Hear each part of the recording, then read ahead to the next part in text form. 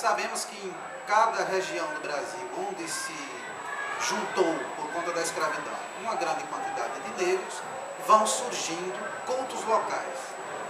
E esses cultos também surgem com denominações locais, como a gente, por exemplo, sabe que aqui em Pernambuco, em Alagoas, o culto africano era chamado de Xangô, no Rio de Janeiro era chamado de Macumba, com outros nomes também, no Rio Grande do Sul é chamado de Batuque, em Salvador o nome que se cristalizou foi Candomblé, em São Luís do Maranhão, Tambor de Mina. Quer dizer, cada região onde vai surgindo um culto religioso, esse culto vai tendo um nome também regional. Cada um desses cultos a gente sabe que está ligado a uma tradição, a uma cultura africana, que a gente chama de nação. Então a nação identifica não só um povo, uma etnia, mas também uma cultura, uma forma de fazer religioso, uma forma de fazer cultura. No caso, cultura religiosa. O Xambá é um todo. Por quê? Porque é a nossa casa matriz, a nossa casa que cultua o nosso povo, nosso antepassado e os orixás, que está em todo momento da nossa vida.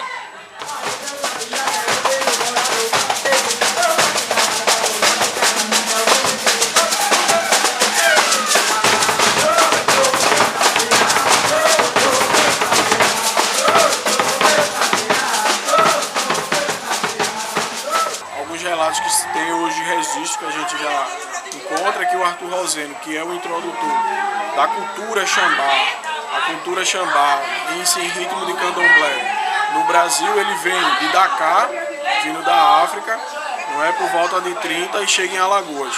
Em Alagoas ele começa a praticar e cultuar esse culto, o culto Xambá. Todavia, fugindo da repressão do governo Vargas, ele migra para Pernambuco, não é? E primeiramente se instala no bairro de Água Fria, aonde passa a cultuar o culto Xambá e aonde dá e faz iniciação de várias pessoas que mais tarde viriam se tornar pais e mães de santos, que também passam a abrir casas na tradição Xambá.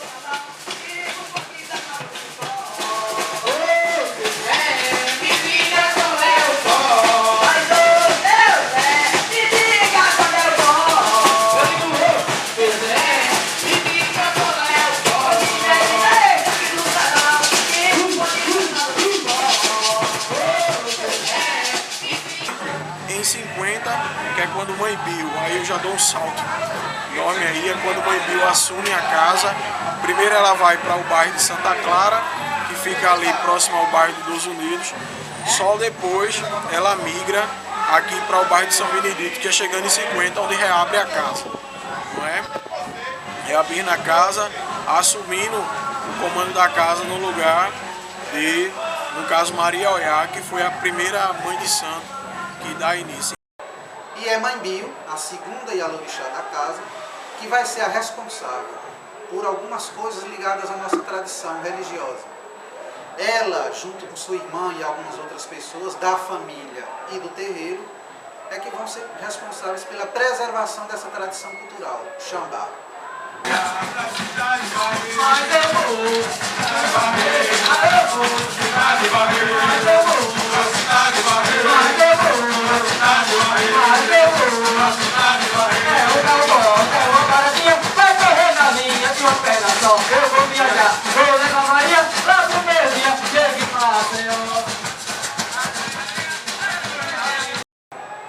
No tempo em que Mãe Bill viveu, ela morreu em 92, naquela época, a única casa reconhecidamente da nação Xambá era a nossa.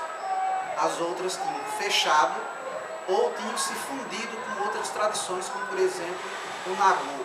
Muitas casas Xambá misturavam-se com o Nagô, deixavam naturalmente de ser uma casa Xambá.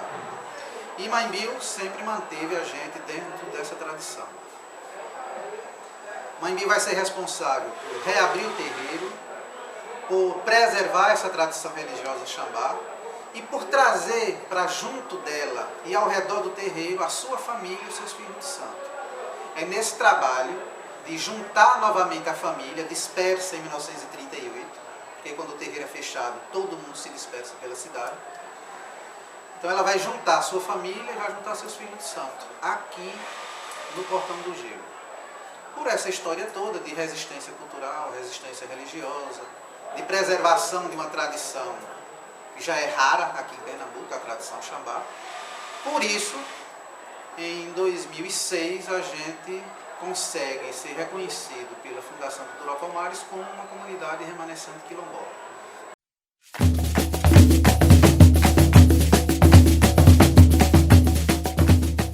Eu posso dizer a você que a Xambá, ela é um conservatório nato, um conservatório popular. Foi através da Xambá que eu aprendi a tocar o coco da Xambá, tocar pro orixá, pro santo. Na casa da minha avó eu aprendi a tocar para Jurema, tocar para essa linhagem de caboclo, de mestre. Então, e aí, lá em casa também tinha um coco que era a farra dos mestres. Mas aí também no dia 29, como era a tradição do aniversário de Mãe Bill, minha avó me trazia para cá, para a festa do coco da Xambá. Então tem essa ligação, né? Então... Como é uma tradição nordestina, pernambucana, dançar o coco na época do Junina, né, no mês de junho, sabe-se que o pessoal do terreiro, inclusive Maria Oiá, a fundadora da casa, família gostava de frequentar coco nessas épocas, nas festas de junho. Bem, e essa tradição, logicamente, ela vai passando pelas gerações que vão se sucedendo, até que aqui, já no Portão do Gelo, Mãe Bill institui, no dia do seu aniversário, 29 de junho, um coco. Então, desde 1965, esse coco se realiza.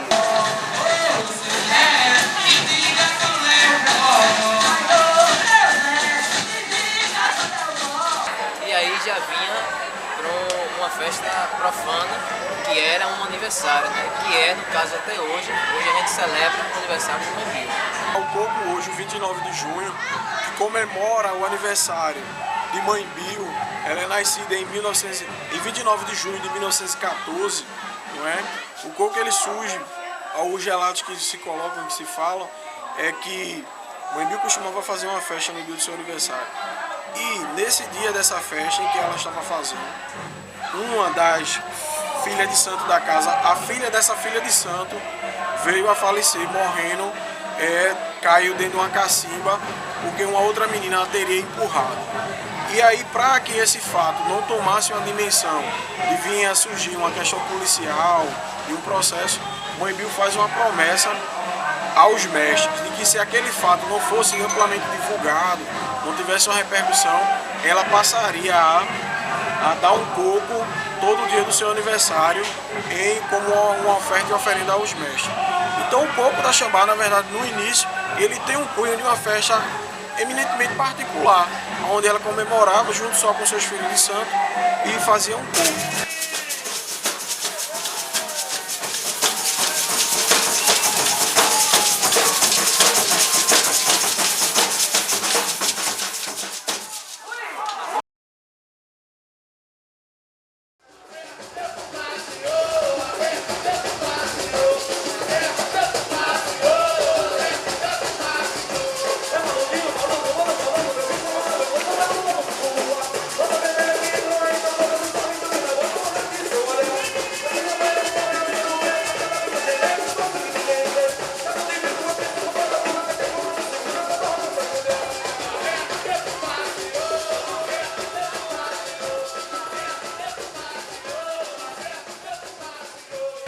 Assim, ele tinha que acontecer.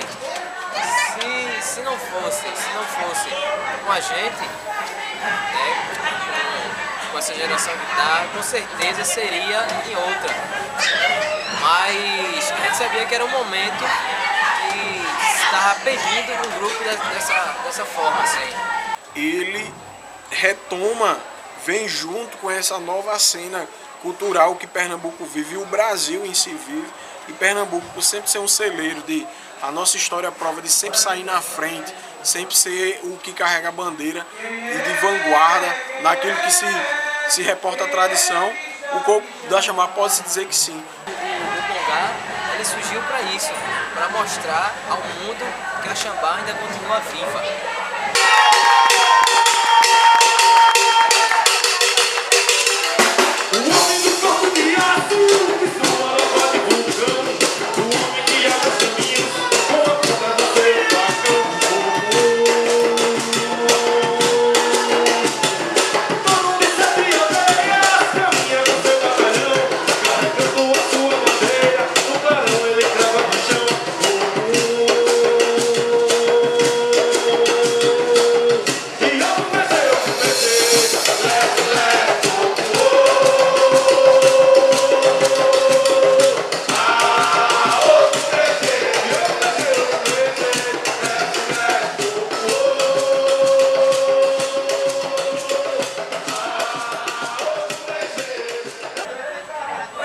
Oi, quem vem lá, sou eu, quem vem lá, eu sou o povo do meu, sou nossa chuva, eu sou, oi, quem vem lá, sou eu, quem vem lá, eu sou o povo do miudinho, sou nossa chuva, eu sou.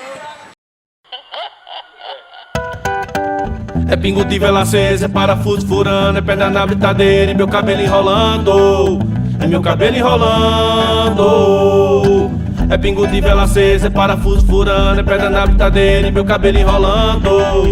É meu cabelo enrolando.